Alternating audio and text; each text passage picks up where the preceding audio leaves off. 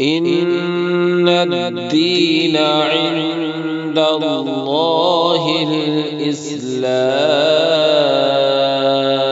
الحمد لله رب العالمين، والصلاة والسلام على سيد الأنبياء والمرسلين وعلى آله وأصحابه أجمعين. أما بعد، فأعوذ بالله من الشيطان الرجيم. بسم الله الرحمن الرحيم. يا أيها الذين آمنوا إنما الخمر والميسر والأنصاب والأزلام رجس من عمل الشيطان فاجتنبوه لعلكم تفلحون. إنما يريد الشيطان أن يوقع بينكم العداوة والبغضاء في الخمر والميسر ويصدكم عن ذكر الله وعن الصلاة فهل أنتم منتهون.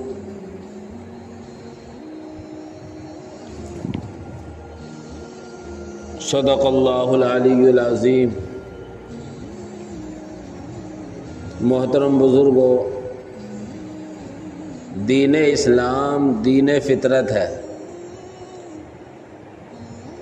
فطرت کے خلاف جو باتیں ہیں دین اسلام نے ان سے منع فرمایا ہے، اور فطرت کے عین مطابق جو باتیں ہیں ان کو کرنے کو کہا ہے.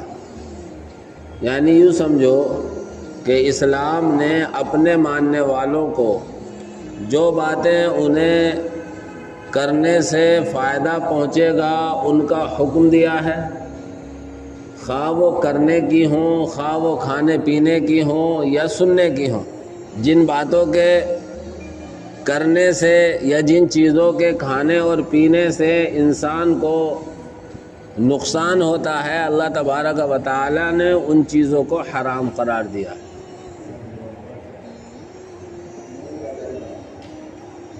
انہی چیزوں میں سے ایک چیز ہے شراب، اور شراب کے نام پر اور جتنی ساری چیزیں ہیں، یعنی شراب اور نشے کی جتنی ساری چیزیں ہیں سب کی سب انسان کو نقصان دینے والی، فطرت کے خلاف ہیں. اسی لیے اللہ تبارک و تعالی نے شراب کو قرآن کریم میں صراحتاً حرام قرار دیا.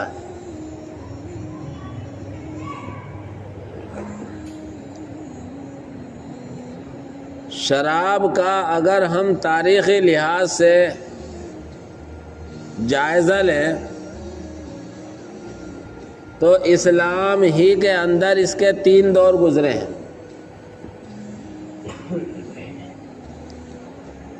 اور اسلام سے پہلے کی تو حالت ہی عجیب تھی. کوئی بھی عرب چھوٹا ہو یا بڑا شراب کے بغیر اس کی زندگی نہیں تھی. اسلام آنے کے بعد شراب کے 3 دور گزرے ہیں. ابتدائے اسلام میں شراب جائز تھی، اور اس کے جائز ہونے کی وجہ یہ تھی کہ ابھی نئے مسلمان ہو رہے ہیں، اور جو چیز عادت میں ہو، گھٹی میں پڑی ہوئی ہو، اس کا چھڑانا بہت مشکل ہوتا ہے، اور اگر بیک وقت میں چھڑوا دی جائے تو اس کے نقصانات بھی ہو جاتے ہیں. اسلام کو شراب سے دور کرنا تھا مسلمانوں کو، اپنے ماننے والوں کو، اور شراب چھڑانی تھی تو اس کو تدریجاً چھڑایا، آہستہ آہستہ چھڑایا. چنانچہ سب سے پہلے صحابہ کرام رضوان اللہ تعالی علیہم اجمعین کے ذہن میں خود ایک بات آئی کہ شراب ناجائز ہونی چاہیے، شراب کا پینا بند ہونا چاہیے. خود صحابہ سوال کرتے ہیں یسألونک عن الخمر والمیسر، یہ لوگ آپ سے آ کر شراب اور جوئے کے بارے میں پوچھتے ہیں تو پہلی ہی مرتبہ میں حرام کا حکم نہیں آیا۔ انداز دیکھیے تربیت کا قرآن کریم کی، کس طریقے سے مسلمانوں کو شراب کی برائی ذہن میں بٹھائی جا رہی ہے اور شراب سے دور کیا جا رہا ہے۔ فرمایا قل فیہما اثم کبیر۔ یہ صحابہ آپ سے شراب کا حکم پوچھنے کے لیے آئے ہیں، آپ کہیے اس میں بہت بڑا گناہ ہے۔ وَمَنَافِعُ لِلنَّاسِ، اور کچھ لوگوں کا اس میں فائدہ بھی ہے، جو اس کے کاروبار میں لگے ہوئے ہیں۔ وَمَنَافِعُ لِلنَّاسِ، کچھ لوگوں کا فائدہ ہے، لیکن آگے فرمایا وَإِثْمُهُمَا أَكْبَرُ مِن نَّفْعِهِمَا، لیکن جوا اور شراب یہ ایسی برائیاں ہیں کہ ان دونوں کا نقصان ان کے نفع سے بڑھا ہوا ہے۔ تو یہ پہلا دور ہے شراب کا اسلام میں۔ شراب کی برائی تو اسلام میں مسلمانوں کے دلوں میں بٹھلا دی، اور اس شراب کی برائی ہی کے آنے کا نتیجہ ہے کہ صحابہ اللہ کے نبی سے آ کر پوچھتے ہیں کہ اللہ کے نبی شراب کا کیا حکم ہے۔ چنانچہ اللہ کے نبی صلی اللہ علیہ وسلم پر یہ آیت نازل ہوئی دوسرے پارے کی، یسألونک عن الخمر والمیسر، یہ آپ سے شراب اور جوئے کے بارے میں پوچھتے ہیں، اور انشاءاللہ میں آپ کو بتلا دوں آئندہ جمعے میں جوئے کے تعلق ہی سے بات ہوگی۔ یہ آپ سے شراب اور جوئے کے بارے میں پوچھتے ہیں، قل فیہما اثم کبیر، آپ کہہ دیجئے اس میں بڑا گناہ ہے، وَإِثْمُهُمَا وَمَنَافِعُ لِلنَّاسِ، اور لوگوں کا اس میں تھوڑا سا فائدہ بھی ہے، کچھ پیسے وقتی طور پر کما لے گا۔ وَإِثْمُهُمَا أَكْبَرُ مِن نَّفْعِهِمَا، ان کا گناہ ان کے نفع سے بڑھا ہوا ہے، اور ہمیشہ سمجھدار آدمی اس کام کو نہیں کرتا جس میں نقصان زیادہ ہو فائدہ کم ہو۔ عقل مند آدمی نقصان زیادہ فائدہ کم ہو ایسے کام سے دور ہو جاتا ہے۔ یہ سلسلہ چلتا رہا۔ دوسرا دور آتا ہے اسلام کا، اسلام میں شراب کا دوسرا دور آتا ہے کہ خاص حالات میں شراب پینے سے منع کر دیا گیا۔ واقعہ یہ ہوا کہ ایک مرتبہ حضرت عبد الرحمن ابن عوف رضی اللہ تعالی عنہ نے صحابہ کی دعوت کی، کھانا کھانے کے بعد شراب کا دور بھی چلا۔ شراب کا دور چلا تو صحابہ نے شراب بھی پی، اور شراب پینے کے بعد سب کو نشہ ہو گیا۔ اس کے بعد نماز کا وقت آ گیا۔ حضرت علی رضی اللہ تعالی عنہ کو نماز پڑھانے کے لیے کہا گیا، باقی صحابہ مقتدی بنے۔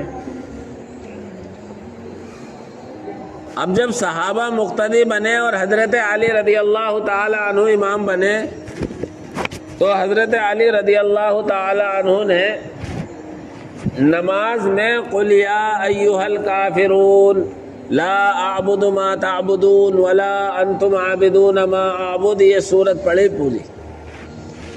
نشے کی حالت میں جہاں جہاں لا آیا ہوا ہے وہاں لا کے بغیر پڑھ دیا، جس کا مفہوم اور معنی بالکل الٹا ہو گیا۔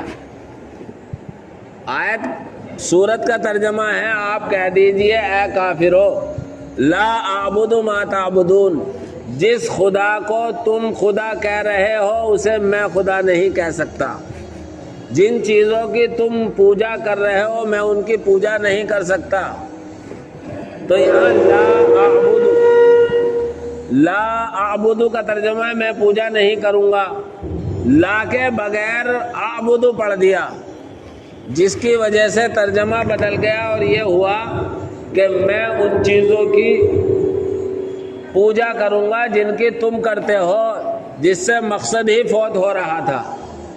اس لیے پھر قرآن کریم کے 5ویں پارے کی یہ آیت نازل ہوئی، یا ایھا الذین آمنوا لا تقربوا الصلاۃ وانتم سکارا، اے ایمان والو تم نماز کے قریب مت جاؤ اس وقت جب تم نشے کی حالت میں ہو۔ یہ شراب کا دوسرا دور ہے، تو نماز کی حالت میں پابندی لگا دی کہ نماز کا جب وقت ہوگا تو شراب کے قریب مت جانا، اور اگر شراب پی رکھی ہے تو نماز کے قریب مت جانا۔ اور آپ حضرات جانتے ہیں صحابہ نماز کے لیے اپنا سب کچھ قربان کرتے تھے، اور نماز دن بھر میں 5 مرتبہ آ رہی ہے، اس لیے جب بھی شراب پینے کا ارادہ ہوگا تو آگے نماز کا وقت آ رہا ہے، ہر صحابی کو یہ خیال آئے گا کہ نماز کا وقت آ رہا ہے، اس لیے شراب نہیں پیو۔ اس لیے دوسرا دور اور دوسری پابندی اس طریقے سے لگائی گئی کہ تمہیں نشے کی حالت میں نماز نہیں پڑھنی۔ اب نماز پڑھنی ہے دن میں 5 مرتبہ، تو کس وقت نشہ کرے اور کس وقت نہ کرے، اس سے اور کنٹرول ہو گیا۔ تیسرا دور آتا ہے غزوہ خندق کے موقع پر، غزوہ خندق کے بعد 5-6 دن کے بعد کا وقت ہے۔ یہ 7ویں پارے کی آیت نازل ہوئی جس میں صراحتاً منع کر دیا گیا شراب پینے کو، یا ایھا الذین آمنوا انما الخمر، اے ایمان والو شراب، اور اس کے ساتھ ساتھ کچھ اور چیزیں ہیں میں ذکر کر رہا ہوں۔ انما الخمر نمبر 1 شراب، والمیسر نمبر 2 جوا، انما الخمر والمیسر والانصاب، اور ایک خاص قسم کے حصے لگائے جاتے تھے، بتوں کے چڑھاوے ہوتے تھے ان کو، والازلام، اور تیروں کے ذریعے تقسیم۔ یہ ساری چیزیں ذکر کرنے کے بعد فرماتے ہیں رجس من عمل الشیطان۔ سب سے پہلے کہا گندی ہیں، دوسرا کہا من عمل الشیطان، شیطانی عمل ہیں، فاجتنبوہ، ان سے بچو، فاجتنبوہ، ان سے دور رہو۔ اس تیسرے مرحلے میں اللہ تبارک و تعالی نے شراب کو یقینی طور پر حرام کر دیا۔ چنانچہ روایتوں میں ملتا ہے جب شراب کی یہ آخری دور کا مرحلہ آیا ہے اور شراب کی حرمت نازل ہوئی ہے، تو نبی پاک صلی اللہ علیہ وسلم نے اس سے پہلے صحابہ کا یہ ذہن بنا دیا تھا، اور صحابہ انتظار کر رہے تھے کہ کس وقت شراب کی حرمت نازل ہو اور ہم اسے گھروں سے نکال کر پھینکیں۔ چنانچہ کہتے ہیں کہ جب شراب کی حرمت کی آیت نازل ہوئی تو لوگوں نے شراب کے مٹکوں کو اپنے گھروں سے نکال کر نالیوں میں بہایا، تو نالیاں بہہ پڑی شراب کے ذریعے سے۔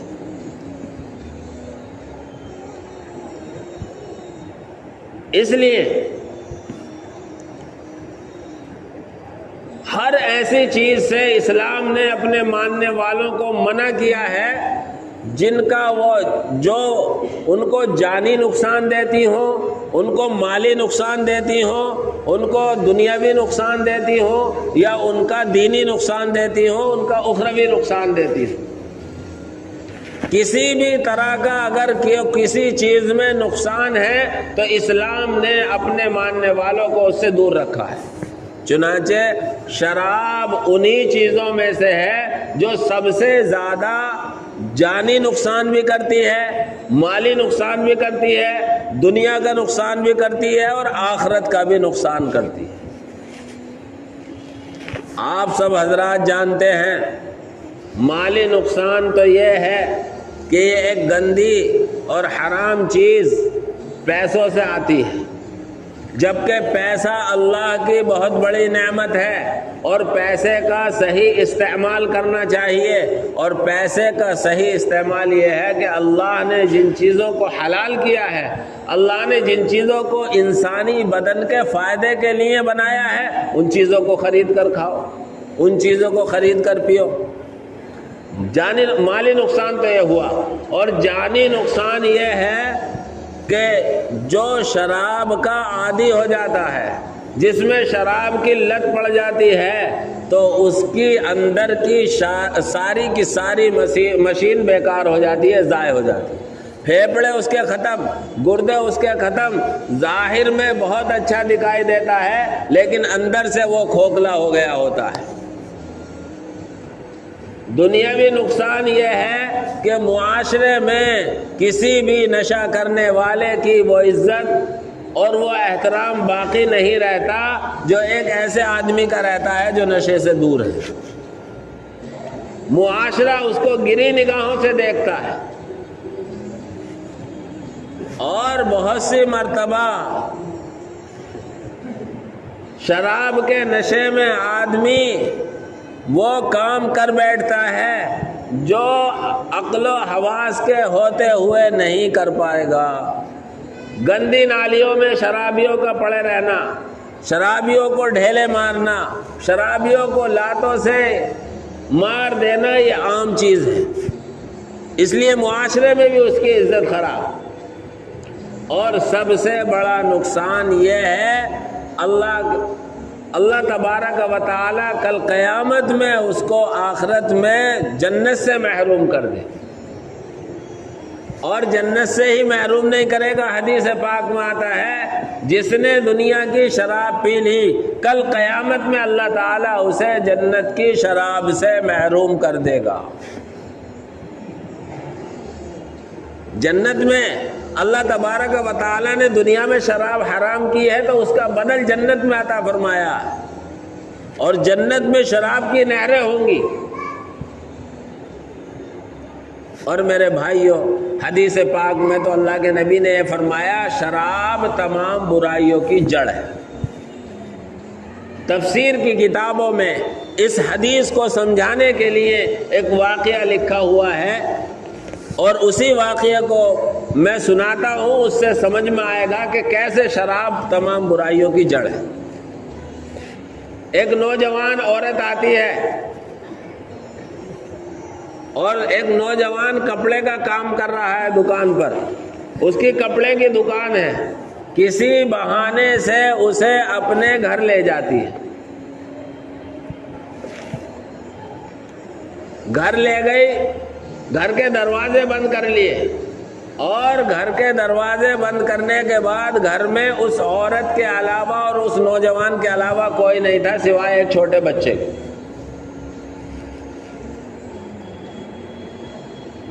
اب وہ عورت اس نوجوان سے کہتی ہے کہ دیکھ سن، تجھے 3 کاموں میں سے ایک کام کرنا پڑے گا ورنہ تیری خیر نہیں ہے.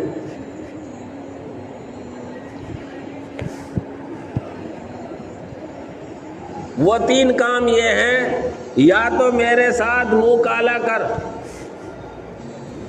یا یہ شراب کی بوتل رکھی ہے شراب کو پی، یا یہ جو خوبصورت بچہ ہے اس کو قتل کر. عورت کا مقصود تو یہ تھا کہ یہ میرے ساتھ منہ کالا کرے، باقی 2 چیزوں کی صرف وہ دھمکی دے رہی تھی. یہ نوجوان پھنس گیا، کرتا کیا نہ کرتا. اس نے تھوڑی دیر غور و فکر کیا اور یہ سوچا کہ زنا کسی عورت کے ساتھ منہ کالا کرنا بہت بڑا گناہ ہے، لہذا اس کام کو بھی میں نہیں کروں گا. کسی کی جان لینا یہ اس سے بھی کہیں زیادہ بڑا گناہ ہے، لہذا میں بچے کو بھی قتل نہیں کروں گا. یہ شراب کی بوتل ہے، شراب پینا ان سب میں ہلکا گناہ ہے، لہذا شراب پی کر اپنے جان بچاؤں. لکھا ہے کہ اس نے شراب پی لی. اب شراب کا نشہ ایسا چڑھا عربی میں شراب کو خمر کہتے ہیں، اور خمر اس لیے کہتے ہیں کہ یہ عقل کو چھپا لیتی ہے، چھپانے کے معنی میں ہے۔ تو شراب کا نشہ ایسا چڑھا کہ شراب کے نشے میں اس نے اس عورت کے ساتھ منہ کالا بھی کیا، اور پھر شراب کے نشے میں ایسا دھت ہوا اس نے اس بچے کو بھی قتل کیا۔ تو اس بات کو سمجھانے کے لیے واقعہ نقل کیا گیا ہے کہ شراب تمام برائیوں کی جڑ ہے۔ جب شراب پی لی تو اس سے زنا بھی آسان ہو گیا، جب شراب پی لی تو اس کے لیے قتل کرنا بھی آسان ہو گیا۔ اس سے یہ پتہ چلتا ہے کہ شراب تمام برائیوں کی جڑ ہے۔ اس لیے میرے بھائیوں، میری اب تک کی بات کا خلاصہ یہ ہے کہ آج ہمارے مسلم معاشرے میں خصوصاً نوجوان طبقہ نشے میں بہت زیادہ مبتلا ہے۔ شراب کے نام پر نہ صحیح بیئر کے نام پر پی رہے ہیں، شراب کے نام پر نہیں صحیح بھنگ اور چرس کے نام پر سگریٹ میں گولیاں رکھ کر پی رہے ہیں، اور نہ جانے نشے کی کیا کیا شکلیں ہیں۔ ساری کی ساری شکلیں شراب کے تحت ہیں۔ جس طرح شراب حرام ہے، اسی طرح نشے کی اور جو شکلیں ہیں وہ بھی حرام ہیں۔ ہم میں سے ہر ایک بھنگی کے جانور کے گوشت کا کھانا تو دور کی بات، اس کو دیکھنا بھی ناپسند کرتا ہے۔ ایسا ہی ہمارے ذہن میں شراب کے بارے میں ہونا چاہیے۔ ہم میں سے ہر ایک پیشاب کا پینا تو دور کی بات، بدن پر اگر پیشاب لگ جائے تو اس سے گھن محسوس ہوتی ہے۔ ایسا ہی بلکہ اس سے کہیں زیادہ ہمیں شراب سے گھن محسوس ہونی چاہیے۔ میرے بھائیوں، اگر ہمارے ذہن میں یہ چیز ہے کہ جس طرح پیشاب پاخانے کو ہم ناپاک سمجھ رہے ہیں، شراب کو بھی اسی طرح سمجھیں تو ہمارا ایمان کامل ہے اور سلامت ہے۔ اگر ہم شراب کو پیپسی کی طرح ڈکر ڈکر پی جائیں تو پھر مجھے آپ کو اپنے ایمان کے بارے میں فکر کرنی چاہیے۔ اللہ تبارک و تعالی ہم سب کو اور خصوصاً ہمارے نوجوانوں کو ان نشے کی عادتوں سے دور رکھے، اور جو مبتلا ہیں اللہ تعالیٰ ان کے لیے چھوڑنا آسان فرمائے۔ آمین وآخر دعوانا۔